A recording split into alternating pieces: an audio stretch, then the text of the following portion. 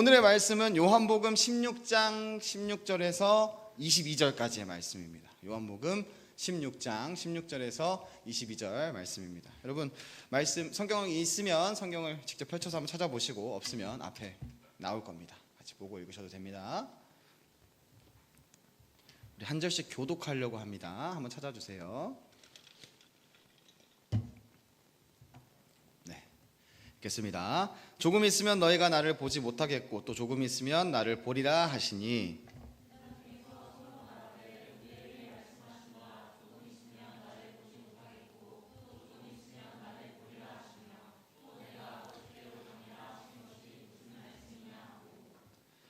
또 말하되 조금 있으면이라 하신 말씀이 무슨 말씀이냐 무엇을 말씀하시는지 알지 못하노라 하거늘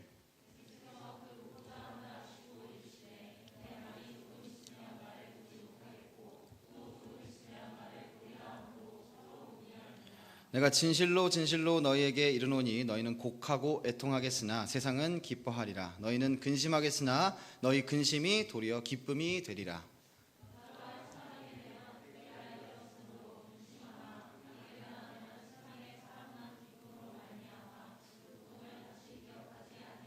같이 읽겠습니다. 지금은 너희가 근심하나 내가 다시 너희를 보리니 너희 마음이 기쁠 것이요 너희 기쁨을 빼앗을 자가 없으리라. 아멘. 사랑하는 여러분, 여러분에게 제가 어느 날 이렇게 다가가지고 하은이 복 받을 거예요 하면 어떤 복이 생각이 됩니까? 어떻게 될 것 같아요?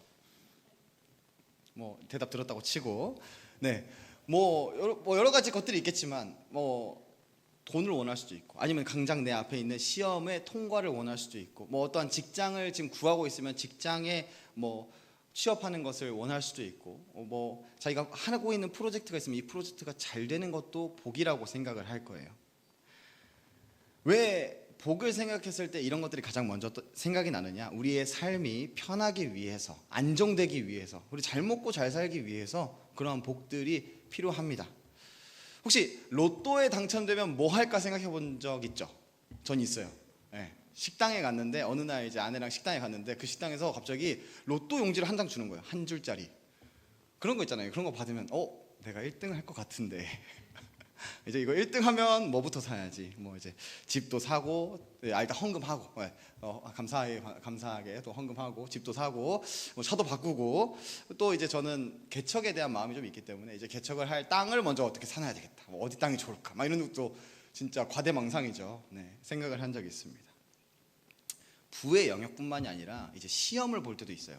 내가 복을 받았다 하는데 어떤 게 있냐면 내가 공부를 하지 않았지만 찍은 게 다 맞았으면 좋겠다. 전 진짜 다 찍었는데 잘 맞으면 뭐라고 해요? 요즘에는 그런 단어 안 쓸 수도 있는데 찍신이라고 그러거든요. 되게 엄청난 행운으로 내가 복을 받았다 이러면서 이제 내 삶이 그 시험으로 인해 내 삶이 안정되게 될 수 있어요. 나 이게 어떠한 포트폴리오가 이게 좋은 영역이 되니까. 근데 오늘 말씀에서는 예수님께서 어떻게 말씀을 하시느냐? 오늘 말씀에서 제자들에게 이렇게 얘기합니다. 조만간 나를 보지 못할 거야. 그리고 좀 있다가 다시 나를 보게 될 거야. 그 시간 가운데 너희는 근심과 고통이 있을 거고 그 근심으로 말미암아 세상은 너네가 고통받음으로 말미암아 세상은 기뻐할 거야. 야, 쟤네들 봐라. 조롱할 거야. 이야기하십니다. 예수님을 떠났다가 다시 오는 그 시간, 예수님께서 지금 하느님 우편에 앉아 계시죠. 근데 지금 다시 오시기 전까지의 그 시간, 지금 우리가 살아가는 이 시간을 이야기합니다. 즉 우리가 이 땅에서 살아갈 때 근심과 고통과 세상의 조롱을 받으면서 살아가게 될 거야를 이야기하신 거예요. 사람은 앞에 말했듯이 복이라고 하면 자신의 삶의 안정을 원하는데 예수님이 말씀하시는 내용은 이게 이제 안정과 좀 멀어 보여요. 근심이 가득하고 고통이 가득하고 세상은 그걸 보고 나를 조롱하고. 사람은 기본적으로 안정된 삶을 원하기 때문에 복을 원합니다. 삶의 빈 부분을 어떠한 채워질 때 그것을 복이라고 생각을 해요. 그런데 오늘 예수님의 말씀은 이러한 복됨이 없어 보입니다. 여기까지만 봤을 때. 인간을 사랑하셔서 십자가에 달리신 예수님이 왜 이렇게 놔두셨지? 마음이 없이 그냥 이렇게 가식적으로 하시는 건가? 혹은 능력이 없는가? 우리의 삶이 여기까지 살아갈 때 다시 오시기 전까지 우리의 삶이 안정되게 하실 힘이 없는가 의심이 될 수 있습니다. 사랑하는 여러분, 그러나 말씀은 근심으로 끝나지 않습니다. 그 근심이 도리어 기쁨이 된다고 말씀하고 있습니다. 이 기쁨이 온전한 기쁨입니다. 이게 그냥 기쁨이라는 단어가 즐겁다, 기쁘다 이 정도에 끝난 게 아니고 어떤 것도 침범할 수 없는 그 기쁨을 이야기해요. 아무것도 이것을 해할 수 없는, 이 기쁨에서 벗어나지 못하게 하는 그 기쁨입니다. 예수님을 믿고 살아감으로 얻게 되는 완전한 안정, 정말 참된 복을 이야기하시는 거예요. 근심과 걱정과 고통이 가득할 거야가 아니라 너네는 완전한 복을 받게 될 거야를 이야기하시는 겁니다. 기독교에서 복을 바라는 신앙을 지칭하는 단어가 하나 있습니다. 기복신앙인데 이 기자가 빈다, 기도한다, 간구한다 라는 뜻의 기, 복은 그 일반적으로 행복, 어떠한 건강, 물질적인 풍요 같은 좋은 것들을 이야기해요. 그러니까 이 좋은 것들을 바라는, 기도하는 신앙이라는 소리입니다. 복을 빌고 구하는 신앙이라는 소리예요. 여러분들 이 신앙, 기복신앙이라는 단어를 들었을 때 여러분은 어떤 마음이 들어요? 별로일 것 같지 않아요?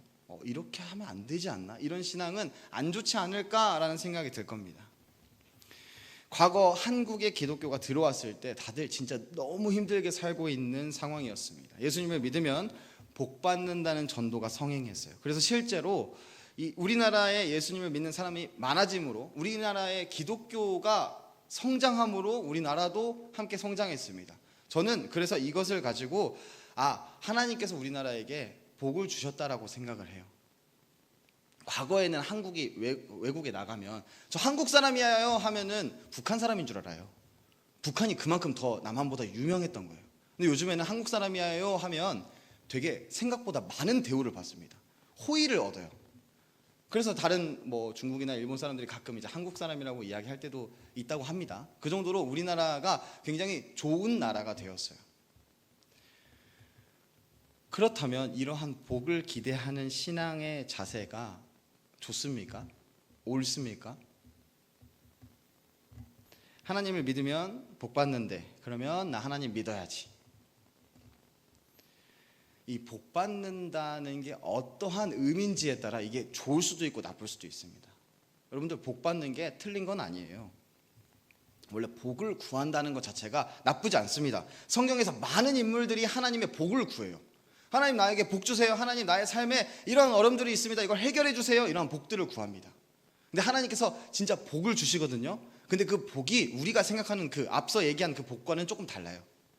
창세기 32장 26절 말씀 우리 한번 찾아보겠습니다. 창세기 32장 26절 말씀.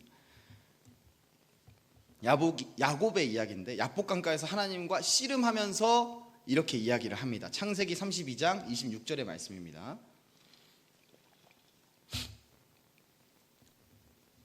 우리 함께 읽겠습니다. 그가 이르되 날이 세려하니 나로 가게 하라. 야곱이 이르되 당신이 내게 축복하지 아니하면 가게 하지 아니하겠나이다. 아멘. 야곱의 상황이 어떤 상황이에요? 이제 이 강을 건너면 내 앞에서 나를 죽이려고 기다리는 것 같은 예서가 서 있어요. 그러니까 이게 복이 필요한 거예요. 나한테 축복을 주세요. 당신이 그 신적인 존재인 것 같은데 나에게 축복을 주세요. 내가 이걸 이겨낼 수 있는 힘을 주세요. 그래서 야곱은 이스라엘이라고 이름이 변경됩니다. 축복을 해줄게. 자, 앞으로 너의 이름은 이스라엘이야. 근데 그의 상황이 바뀌었습니까? 현실이 바뀌지 않았어요. 심지어 더 안 좋아졌어요. 원래라면 공격이 들어왔을 때 달려서 도망갈 수 있어요. 근데 그가 허벅지 근육이 망가집니다. 햄스트링이 찢어지게 돼요.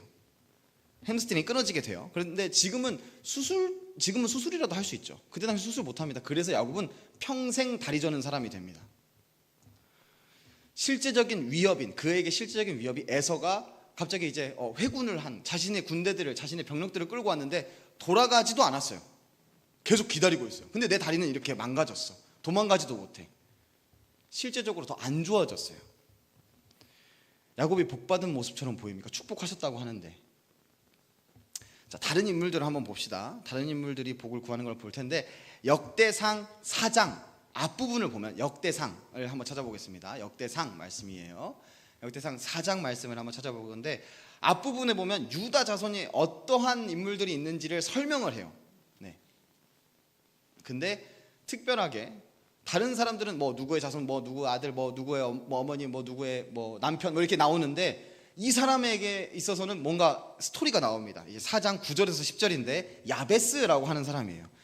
그 야베스라고 하는 사람의 이름의 뜻은 고통과 근심입니다.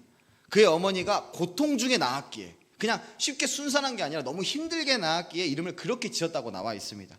그러니까 10절에서 어떻게 기도를 하고 있냐면, 야베스가 이스라엘 하나님께 아뢰어 이르되 주께서 내게 복을 주시려거든 나의 지역을 넓히시고 주의 손으로 나를 도우사 나로 환난을 벗어나 내게 근심이 없게 하옵소서 하였더니 하나님이 그가 구하는 것을 허락하셨더라. 아멘. 그 당시 그 시대의 이름은 어떠한 그의 삶을 규정짓는 것처럼 나타나 있습니다. 지금도 뭐 어떠한 이름에 따라 삶을 살아가게 된다라는 그 이야기들이 있죠. 근데 이 시기엔 더 심했어요. 이 이름이 이렇게 지어졌다? 그러면 그는 고통과 근심이 가득한 삶을 살아가게 되는 겁니다. 근데 이 말씀 가운데 뭐라 그래요? 내게 근심이 없게 하옵소서 이야기합니다. 그는 자신의 이름과 달리 하나님께 복을 구하며 삶의 방향을 변화시킨 겁니다. 근데 이 삶이 어떻게 뭐 안전하게 됐는지는 나와 있지는 않아요. 이뿐만 아니라 솔로몬, 모세, 사무엘의 어머니 한나, 다윗 등등 많은 인물들이, 다윗은 시편에서 하나님 복 주세요, 하나님 나의 삶이 이렇습니다, 복을 주세요, 해결해 주세요, 도와주세요 이야기를 많이 해요. 이렇게 복을 구하는 것을 성경에서 우리는 많이 살펴볼 수 있는데, 심지어 예수님께서도 주기도문 있죠. 주기도문 가운데도 복을 구하는 게 나타납니다. 마태복음 6장 11절 말씀인데 안 찾아도 됩니다. 제가 읽어드릴게요. 오늘 우리에게 일용할 양식을 주시옵고 라고 합니다. 인간에게 있어서 의식주는 굉장히 중요하잖아요. 물은 3일을 먹지 않으면 죽고 그 먹는 음식은 30일을 먹지 않으면 죽는다고 합니다. 그러한 고민과 고통이, 근심이 있을 때 예수님께서는 그 복을 하나님께 구하라 라고 이야기를 하신 겁니다. 기복신앙이라는 것 자체가, 복을 구한다는 것 자체가 틀린 것은 아닙니다. 하나님께 복을 구하는 그 자세, 그 이유, 원인이 중요한 겁니다. 그게 잘못되면 이 기복신앙이라는 것 자체가 아예 틀려버리게 되는 거예요. 기복신앙이라 말할 때 하나님을 경배하는 목적이 아니라 이 현실적이고 물질적인 복을 얻기 위해서만 종교 활동을 하는 태도를 가지고 있기 때문에 이 기복신앙을 조심해야 됩니다. 이 기복신앙이 얼마나 위험하냐면, 과거에는 이제 이 예배당에 나와서 혹은 뭐 각자의 그 어떤 종교 가운데서 너무 삶이 힘들고 어려우니까 복을 계속 구해요. 근데 진짜 실제적으로 한국이 잘 살게 되었어요. 진짜 복을 얻는 것들이 많이 보였습니다. 근데 요즘은 어때요? 너무 풍족하잖아요, 다들. 뭐 당연히 각자의 삶에 어려움이 있을 수 있습니다. 그러나 기본적으로 과거처럼 어디 가서 알바할 때 뭐 요즘에는 9,600원 주나요? 뭐 어느 정도인지 정확히 모르는데 과거에 그 정도 주지도 않았습니다. 제가 건설 현장에서 오래 일했었는데 제일 마지막에 받은 일당이 그 수수료 안 떼고 15만 원이었어요. 근데 제일 처음에 제가 고등학생의 나이 때 했을 때는 9만 원이었어요. 그보다 더 저는 3만 원이었대요. 물론 그때 당시보다 지금의 화폐 가치가 더 높았겠지만, 그 3만 원이 더 큰 영역이었겠지만 그래도 어려운 건 마찬가지였습니다. 그래서 이제 배가 부른 이 한국인들은 요즘에는 종교를 찾지 않고 어떤 것을 많이 찾느냐, 요즘에 그런 것들이 많이 생겼어요. 타로, 점. 나의 삶이 어떻게 될지를 미리 알아보고 나의 삶에 복이 될 것들을 찾는 영역 가운데 계속 이렇게 복을 간구하는 겁니다. 하나님도 이렇게 찾는 그 기복신앙이 잘못됐다는 소리예요. 하나님을 인격적으로 정말 살아계신 하나님으로서 내가 믿는 것이 아니라 그냥 복을 주는 신 정도로 축소하면서 왜곡하는 그 신앙의 형태, 그러한 기복신앙, 그러한 복을 구하는 행위가 잘못됐다라고 이야기하는 겁니다. 그럼 우리는 어떤 것을 복으로 생각해야 하는가? 어떤 자세를 구해야 하는가? 야곱의 상황을 다시 한번 돌아가 보겠습니다. 야곱의 상황은 어떻게 됐어요? 햄스트링 나갔죠. 다리 절어요. 도망도 못 가요. 앞에는 에서가 기다리고 있어요. 얘가 날 죽이려고 하는지 살리려고 하는지, 내가 먼저 보낸 나의 재물들과 아내와 자녀들이 어떻게 되는지 몰라요. 내가 여기서 바로 돌아가서 도망갈 수 있지만 일단 하나님께서 나에게 복 주셨다는 것을 믿고 나아갑니다. 그래서 어떻게 돼요? 에서가 공격하지 않아요. 축복해줘요. 그가 복으로 얻게 된 건 하나님과의 관계입니다. 하나님은 야곱의 이름을 이스라엘이라고 바꿨어요. 여러분들 이스라엘의 뜻이 무엇인지 아나요? 과거에 제가 설교 때 한번 이야기했는데 하나님과 싸워 이긴 자입니다. 여러분들 이 하나님과 싸워 이긴 자, 이거 되게 신성모독 같은 말이거든요. 의미가 좀 이상하잖아요. 하나님과 왜 싸워? 그리고 싸워서 어떻게 이겨? 하나님과 싸워 이긴 자, 하나님 도대체 왜 이런 이름을 주셨을까? 실제로 그는 하나님과 싸워 이기지도 못했습니다. 하나님은 야곱을 내 자녀 삼았다는 것을 드러내신 겁니다. 여러분들, 부모가 자녀를 소개할 때 우리 윤희 백사님이 이제 요한이를 소개할 때, 요한이는 저보단 좀 못해요. 뭐 이렇게 좀 이렇게 노래도 좀 덜 못하고요. 뭐 이렇게 얘기하시겠어요? 아니요. 누구보다 자랑스럽게 이 친구, 이 아이는 나보다 나은 존재예요. 이 자녀 내가 너무 사랑하는 내 자녀인데 나보다 괜찮은, 내가 얘랑 싸우면 질걸요? 이러한 개념으로 하나님은 이스라엘이라는 이름을 지어주신 거예요. 내가 이 야곱을 자녀 삼았고 내 거야, 내가 사랑하는 존재야를 드러내신 겁니다. 야곱이 복으로 받은 건 하나님과의 관계고 하나님 나라의 백성이고 자신이 정체성이 바뀐 것이 그에게 복인 것입니다.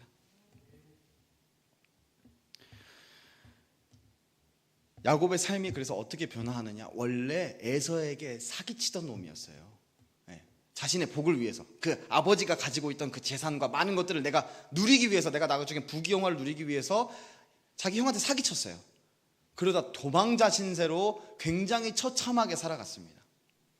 그 외삼촌 라반의 집으로 갔는데, 먼 길을 떠나서 이제 형한테 죽임당하지 않아야 되니까 먼 길을 떠나서 라반의 집으로 갔는데, 그 라반의 집에서는 자기가 사기를 먹어요. 원래 자기가 사랑하는 그 라헬이라는 여자랑 결혼하고 싶어서 7년 일했는데 결혼 못합니다. 레아랑 먼저 결혼합니다. 그러면서 라반은 뭐라 그래요? 우리 민족의 특성상 언니가 먼저 결혼해야 돼. 자, 7년 더 일해. 라헬과 결혼시켜줄게. 그런 취급을 받다가 나중에 이제 그 많은 노역을 하면서 그 라반의 집에서 일을 하면서 그 재산을 불려줘요. 엄청나게 재산이 불어나거든요. 근데 아무것도 받지 못합니다. 나중에 어떻게 딜을 하느냐, 점박이, 좀 이렇게 안 좋아 보이는 양들 내가 가져갈게요. 나 이거 주세요. 그렇게 해서 가져간 게 뭐 나중에 진짜 조금 그냥 흰 양이 아니라 진짜 막 점박이, 검은 양, 이렇게 별로 좋지 않아 보이는 양들을 받게 됩니다. 그리고 나갈 때 추격을 받아요. 라반에게. 그렇게 열심히 일해줘서 자신의 재산을 불려놨는데 공격합니다. 너 왜 내 거 훔쳐가냐 이러면서. 실제로 이제 그 라헬이 훔쳐가기는 했는데 뭐 어쨌든 그렇게 굉장히 안 좋은 취급을 받게 돼요. 그러한 사기치던 별로 안 좋은 모양새의 그러한 존재에서 이스라엘로 바뀌어서 어떻게 돼요? 그 이스라엘 민족의 대표 이름이 돼요. 그가 대표자예요. 모세 지파가, 모세 족속이 아니고 이스라엘 민족이에요. 하나님과 관계함으로 인해서 얻게 되는 복, 하나님을 믿음으로 얻게 되는 복, 그는 그걸 알았을까요? 우리는 이스라엘 민족이야, 알았을까요? 아니요, 몰랐을 겁니다. 그가 얻게 되는 복은 하나님과의 관계, 하나님을 믿게 되는 그 믿음, 자신의 삶을 주관하시는 하나님을 얻게 된 겁니다. 그게 복이에요. 여러분, 우리에게 참된 복이라는 무엇입니까? 하나님과 이렇게 가까워지는 것, 그분의 자녀로 끝까지 떠나지 않게 되는 그 믿음입니다. 그래서 오늘 말씀 가운데 예수님께서는 약속을 하셨어요. 내가 갈 건데 다시 올 거야. 그리고 너네는 그 근심으로 끝난 게 아니라 기쁨으로 바뀔 거야. 왜? 내가 하나님 나라를 준비해 놨기 때문에. 이거 너네 거야. 내가 다시 올 때 너네한테 줄 거야. 너네는 그렇기 때문에 그 하나님 나라 백성으로 살아가고 있으면 돼. 이미 하나님 나라 백성의 신분이니까 아직 하나님 나라가 임하지 않았더라도 그 모양새로 살아가고 있으면 돼. 약속됐어. 이게 우리가 갖게 되는, 그리스도인으로서 갖게 되는 참된 복입니다. 이러한 참된 복을 오늘 말씀 가운데 드러내고 계시는데 16절의 말씀입니다. 함께 읽겠습니다. 조금 있으면 너희가 나를 보지 못하겠고 또 조금 있으면 나를 보리라 하시니, 하나님 나라를 이야기하는 것입니다. 성경은 이 하나님 나라를 어떻게 이야기하냐면 이게 종말론이라는 어떤 신학의 영역이거든요. 이게 그 여러 가지 분야가 여러 가지 이렇게 좀 갈래가 있는데 우리는 기본적으로 무천년설이라는 것을 믿습니다. 요한계시록에 천년 왕국이 있다고 해요. 그 천년 왕국 이후에 예수님께서 재림하실 건데, 예수님께서 오실 건데 이것을 이제 어떻게 해석하느냐에 따라 이렇게 신학적인 갈래가 나뉘는데 우리는 무천년설이라고 해서 그 천년 왕국이 이미 임했다. 우리가 이 땅에서 이 교회 안에서 생활하는 그 삶 가운데 이미 천년 왕국을 누리고 있고 천국을 누리고 있고, 그리고 그러나 아직 완성되지는 않았다라고 이야기합니다. 그래서 이미와 아직이 중요한, 우리 그리스도인에게 중요한 단어들이에요. 우리는 이미 하나님 나라 백성이지만 아직 하나님 나라에서 살지 못하고 있어. 완성된 그 나라에서 살지 못하고 있어. 내가 하나님, 성령 하나님과 함께함으로 인해서 하나님 나라 백성으로 하나님 나라를 누리며 살아가는 건 맞지만, 완성된, 우리가 언제나 기쁨으로 근심 가운데 살지 않아도 되는 그 완성된 천국을 누리지는 못하고 있어. 그게 우리가 하나님 나라를 대하는 자세입니다. 이미 예수님 안에서 천국은 시작되었습니다. 우리는 천국 백성, 하나님의 자녀라는 신분으로 바뀌었어요. 그러나 아직 우리가 완전히 누리고 있지 못하다라는 것을 이야기합니다. 그래서 하나님 나라에 있으면 우리는 고난을 받지 않아요. 근심하지 않아요. 그러나 아직 하나님 나라가 완성되지 않았으니 우리는 아직 고난이 있고, 말씀대로 사는 것에 있어서 하나님 나라 백성으로, 이 땅에서 하나님 나라 백성으로 살아가는 것에 있어서 제약이 느껴질 수도 있습니다. 어떤 느낌이냐면, 여러분들 십계명을 한번 보겠습니다. 십계명, 우리 성경 보통 맨 뒤에 보면 십계명이 있어요. 십계명. 네, 우리 제5는 뭐라고 합니까? 예. 여러분들, 근데 우리는 지금 어찌 보면 부모님들이 굉장히 좋은 부모님 밑에서 자란, 보통 대부분 그럴 거예요. 근데 가끔 제가 이제 만나는 청년들 중에 부모님이 진짜 힘든 분들이 계세요. 때리기도 하고, 뭐 진짜 이거는 저랑 TV 뭐 어떠한 SNS에서 본 건데, 정말 뭐 아버지가 자녀를 성폭행하기도 하고. 여러분들, 그러한 가운데 내 부모를 공경하라, 이 말씀이 굉장히 힘들어 보이지 않습니까? 세상은 뭐라고 얘기해요? 손절하고 살아. 아니야, 더 이상 아무 관계도 하지 마.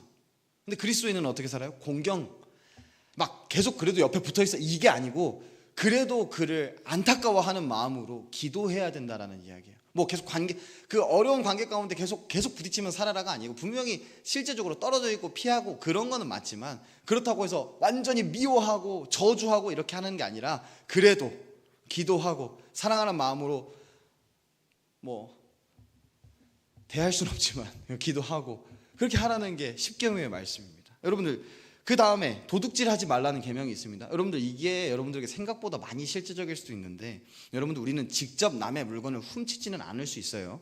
훔쳤으면 회개하시고, 시험에서 안 웃겼어요? 미안해요. 네. 시험에서 컨닝을 하거나, 여러분들 시험 볼 때 남의 걸 잠깐 보고 내가 보려고 한 게 아니고 보여도, 혹은 회사에서 대충 일할 때 있죠. 여러분들, 회사는 여러분들을 돈을 주고 산 거예요. 그 시간을 대충 일하고, 혹은 뭐 한글 프로그램, 한글 파일, 뭐 PPT, 여러분들 혹시 불법으로 사용했으면 회개하시길 바랍니다. 여러분들, 이거 다 도둑질이에요. 근데 이런 것들을 지키려고 하면, 여러분들 그냥 이거 다 지키고 살아가면 여러분들 나가는 돈이 얼마예요? 뭐 한글 무조건 쓰겠죠? PPT, 뭐 워드 이런 거 다 쓰겠죠? 나가는 돈이 얼마예요? 손해보는 것 같습니다. 뒤처지는 것 같아요. 사회 속에서 바보같이 살아가는 것처럼 보입니다. 그냥 크랙 파일 누구나 다 쓰는데 그냥 쓰면 안 돼? 여러분들, 간음하지 말라는 말은 어떻습니까? 여러분들, 요즘에는 성에 대해서 진짜 자유롭게 됐지만, 관계는 성경에선 기본적으로 결혼과 같이 봅니다. 과거에 창세기에 하나님이 아담과 하와를 결혼식에 세워서 결혼시키셨어요? 아니요. 그냥 그 관계 가운데 결혼, 아내, 남편으로 여긴 겁니다. 성경에선 기본적으로 이 관계라는 것에 있어서, 이 성적인 것에 있어서 굉장히 단호합니다. 뭐 남의 아내를 탐하는 자, 그냥 눈으로 보기만 해서 그러한 음란한 마음을 가지고 있는 것만 해도 간음한 자예요. 하나님의 나라 백성으로 그렇게 살아가는 게, 이 땅의 기준에서, 이 땅에서는 그게 그냥 괜찮잖아요. 그냥 그렇게 살아도 돼요. 근데 그런 세상에서 우리가 하나님 나라 백성으로 살아가는 게 굉장히 근심이 가득한 일이 돼버린 겁니다. 우리가 복을 받으며 살아가는 게 되는 것이 아니라, 이러한 말씀을 지키지 않는 자들이 더 복 받는 것처럼, 자유롭게 사는 것처럼 보이는 모습을 오늘 말씀 가운데 예수님이 이야기하시는, 근심이 가득할 거야 라고 하는 말씀입니다. 하나님의 말씀으로 지키며 살아감으로 나는 뒤처지지 않을까? 세상 사람들은 재밌고 즐겁고 편하게 살아가는 것 같은데 나만 힘들고 어렵게 살아가는 것이 아닌가? 심지어 그러한 의심과 고민과 고통 가운데 하나님이 진짜 없으면 어떻게 되는 거지? 하나님 없지 않을까? 그냥 이것은 그냥 나의 마음을 달래기 위한 어떤 종교 행위 중에 하나지 않을까? 라는 의심으로 가기까지 합니다. 여러분, 20절 말씀, 20절에서부터 22절 말씀, 오늘 말씀 가운데 20절에서부터 22절 말씀을 한번 같이 읽겠습니다. 내가 진실로 진실로 너희에게 이르노니 너희는 곡하고 애통하겠으나 세상은 기뻐하리라. 너희는 근심하겠으나 너희 근심이 도리어 기쁨이 되리라. 여자가 해산하게 되면 그때가 이르렀으므로 근심하나 아기를 낳으면 세상에 사람 난 기쁨으로 말미암아 그 고통을 다시 기억하지 아니하느니라. 지금은 너희가 근심하나 내가 다시 너희를 보리니 너희 마음이 기쁠 것이요 너희 기쁨을 빼앗을 자가 없으리라. 아멘. 여러분들, 우리는 받은 복이 있어요. 우리의 신분이 바뀌었어요. 우리는 더 이상 이 세상 민족, 이 세상에서 살아가는 어떠한 존재 정도에 끝나지 않습니다. 우리는 하나님 나라 백성으로 신분이 바뀌었습니다. 예수님을 믿음으로, 그 믿음의 삶을 살아감으로, 세상에 보기에는 바보 같은 그 삶을 살아감으로 천국을 약속받은 거예요. 그 믿음이 우리에게는 복입니다. 내가 계속해서 믿고 살아갈 수 있는 거. 그래서 앞에 얘기했던 여러 가지 그 근심과 고통과 어려움, 얘네들은 그냥 이거 괜찮다고 하고 살아가는데 나는 왜 이걸 계속 근심하면서 살아가야 하지? 그 근심의 이유가 있기 때문이에요. 나의 존재는 더 이상 이 땅에서 그냥 아무렇게나 살아가는 존재가 아니라 하나님 나라 백성이기 때문에 이렇게 살아가. 나에게 이미 약속되어 있는 확실한 복이 있어.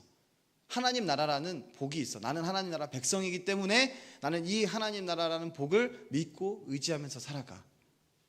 아직 임하지 않아서 곧바로 느껴지지 않는 복은 아닐 수 있지만 분명히 나와 지금도 함께 하시는 성령님 가운데 누릴 수 있는 확실한 복입니다.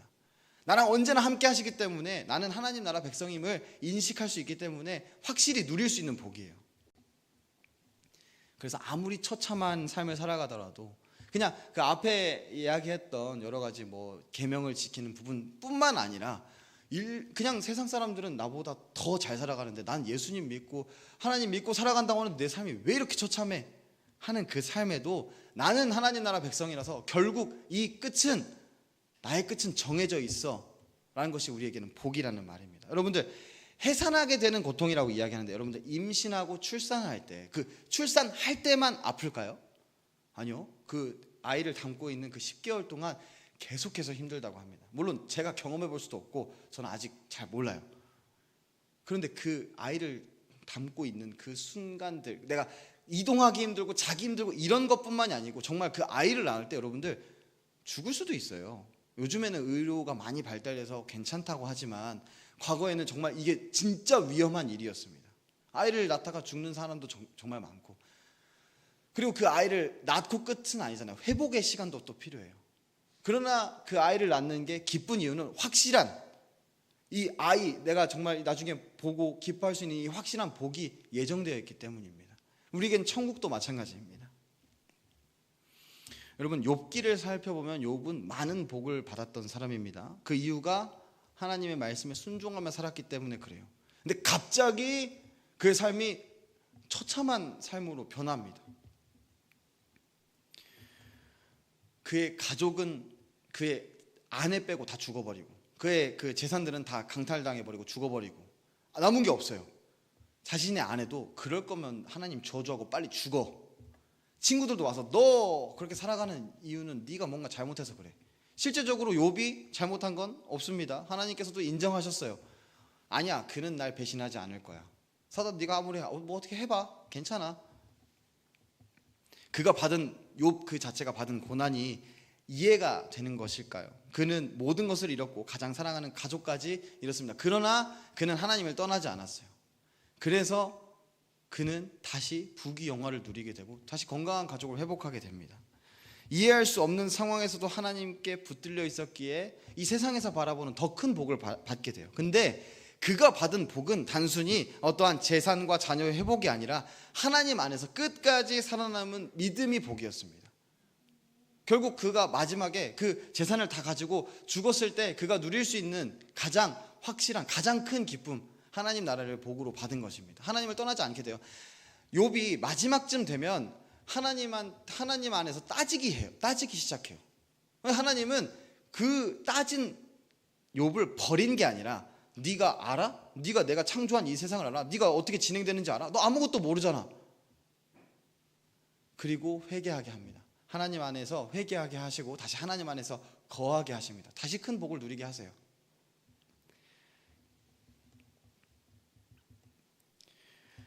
여러분, 우리도 앞서 얘기했듯이 세상 속에서 근심하며 살아가게 됩니다. 여러분들, 우리는 말씀에 의해서, 성경 말씀 잠언에 특히 많이 나오는데, 우리 삶을 살아갈 때 여러분들 열심히 살아야 돼요. 대충 살면 안 됩니다.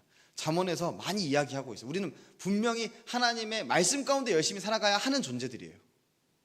근데 세상의 방식대로 살아가지 않기 때문에 이 세상보다는 좀 뒤처져 보일 수 있습니다. 그 가운데 우리가 바라야 하는 복은, 하나님 나의 이 문제를 해결해 주세요 하는 그 기도 가운데 우리가 바라야 하는 복은 이 문제 해결이 아니라, 하나님 이 문제가 어떻게 진행되든 언제나 하나님이 나와 함께 하시고 나의 삶을 주관하신다는 것을 잃지 않는 믿음을 갖게 해주세요 입니다. 여러분, 우리가 말씀을 지키며 살아갈 때, 특히나 선행을 하며 살아가게 되죠. 그 말씀을 지키며 살아갈 때 우리는 기본적으로 선행하는 삶을 살아가게 됩니다. 그래서 성화하는 삶을 살게 돼요. 그 삶 가운데 여러분들 힘들고 어려울 수 있습니다. 그러나 그게 근심만으로 그치지는 않습니다. 여러분들, 그 하나님을 믿게 되는 그 믿음 가운데 하나님은 언제나 우리와 함께 하시고 우리의 삶의 모든 부분을 주관하실 거예요. 여러분들, 우리 마태복음 7장 9절에서 11절의 말씀을 보면, 너희 중에 누가 아들이 떡을 달라 하는데 돌을 주며 생선을 달라 하는데 뱀을 줄 사람이 있겠느냐? 너희가 악한 자라도 좋은 것으로 자식에게 줄 알거든 하물며 하늘에 계신 너희 아버지께서 구하는 자에게 좋은 것으로 주시지 않겠느냐라고 합니다. 여러분들의 삶이 어떠한 고난과 고통 가운데 있을 때, 근심 가운데 있을 때, 이게 여러분들의 삶을 멸망하게 하는 게 아니라 우리의 삶을 하나님께서 주관하신다는 것을 인지한다면 하나님께서 분명히 그 가운데 바라는 게 있을 거예요. 여러분들의 삶 가운데 하나님과 관계성 안에서 하나님을 가까이 하지 못하게 하는 어떠한 부분들을 하나님께서 제거하시고 싶기 때문에 그러한 고난과 고통들을 주시는 겁니다. 온전하게 하나님 안에서 거할 수 있게 하시기 위해서요. 나중에 그 믿음이 어떠한 공격으로 인해 잃어버리지 않게 하시기 위해서 그러한 삶을 허락하신 겁니다. 그런 것이 없으면 하나님께서는 정말로 안정된 삶을 살게 하실 거예요. 여러분들, 이스라엘 구약 성경에 보면 이스라엘의 역사 가운데 이스라엘이 군사력이 강한 적은 한 번도 없습니다. 하나님의 능력 가운데 그들이 많은 영토를 누리고 영화를 누리고 부국 강병을 누렸어요. 많은 이집트 여러 나라들이 와가지고 막 친하게 지내보려고 노력하게 됐습니다. 그게 이스라엘의 어떠함이 아니었습니다. 이스라엘은 여전히 약했어요. 그러나 하나님이 함께 하시기 때문에 그들을 가장 좋은 선으로 인도하시는 겁니다. 여러분들, 우리가 믿어야 하는 건 내 삶에 하나님께 분명히 기도했어. 하나님 나와 함께 하신다고 하셔. 가장 선으로 인도한다고 하셔. 근데 여러분들이 생각하기에 그 선, 괜찮은 삶이 안 펼쳐진다고 해서 하나님이 여러분과 함께 하시지 않는 게 아닙니다. 우리에게 받는 약속된 이미 얻어진 그 복을 여러분들 잊지 않고 살아가시기를 바랍니다. 여러분, 제가 만약에 어디 가서 이 아이패드 잃어버리면 마음이 되게 힘들 것 같아요. 근데 혹 그 블랙카드 알아요? 한도 없는 카드? 그거 갖고 있는 사람이 아이패드 잃어버렸어요. 근심 걱정합니까? 다시 사면 되지 이거보다 더 큰 거 잃어버려도 괜찮을걸요. 여러분들, 우리는 천국이라는 블랙카드가 있어요. 우리의 삶에 하나님, 언제나 나와 함께 하시는 그 성령 하나님이 우리와 함께하고 계세요. 근데 잃어버린 거, 여러분들의 삶에 어떠한 어려움들이 뭐가 근심입니까? 여러분들, 그 근심이 결국 기쁨으로 바뀐다고 오늘 말씀에서는 예수님께서 그렇게 이야기하시는 겁니다. 여러분들, 그 하나님 나라 백성됨을 절대 잊지 않기를 소망합니다. 여러분들은 이미 얻었어요. 예수님을 믿음으로 나는 하나님 나라 백성이야, 이미 얻었어요. 아직 완성되지 않았을 뿐이에요. 여러분들, 이 삶을 잊지 않고 언제나 이미 얻은, 아직 완성되지 않은 그 하나님의 나라를 누리며 언제나 하나님이 나와 함께 하신다는 것을 기억하며 살아가는 여러분들이 되시기를 소망합니다. 우리 함께 찬양하겠습니다.